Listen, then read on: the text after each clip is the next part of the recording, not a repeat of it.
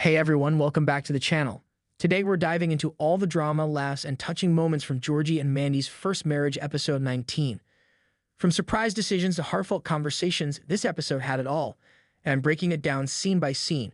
So grab a snack, hit that like button, and let's get into it. In Georgie and Mandy's first marriage, season 1, episode 19, Jim was the one who was in debt rather than requesting money from Mandy, which resulted in some amusing circumstances. Jim was furious that Mandy had the audacity to spend her money on herself rather than paying him rent, which was the main source of his annoying conduct in Georgia and Mandy's first marriage, season 1, episode 18. He kept talking about how she should give him money for home expenditures as a way of saying thank you, but he was still owed $1,200 by Mima. Given that Jim was spending money on a side project that no one was aware of, it would have been absurd for Mandy to ignore the hypocrisy. Perhaps he wouldn't be so in need of Mandy's money to make up the gap if he hadn't lost $1,200 on wagers. When season 1 of George and Mandy's first marriage started, I had no idea that I would ever have anything positive to say about Audrey. Her snootiness and her opinion that Georgie wasn't good enough used to irritate me every single time. But when she faced Mima this time, I was supporting her. She was witty, forceful, and firm. The way she attempted to spin the gaming situation around in order to avoid having to pay Mima money still makes me giggle.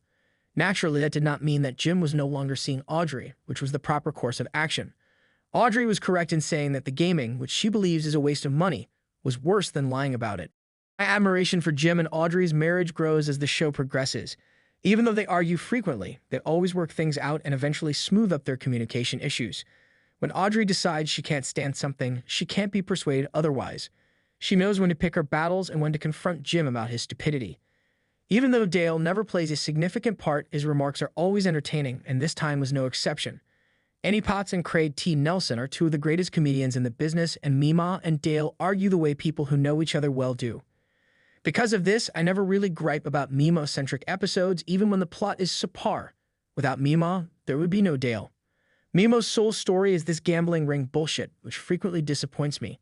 Her plot in Young Sheldon season 7 didn't appeal to me. Mima is more than just the grandmother who gives her grandchildren advice, which in any case is generally ignored.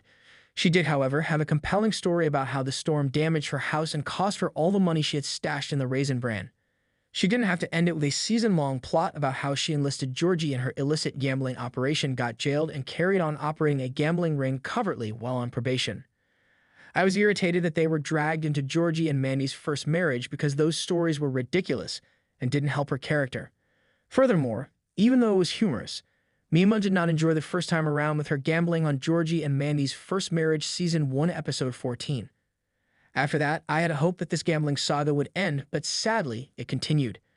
As a reviewer, it's difficult for me since, although I dislike the plot, I can't help but think that the episodes that feature are some of the most enjoyable.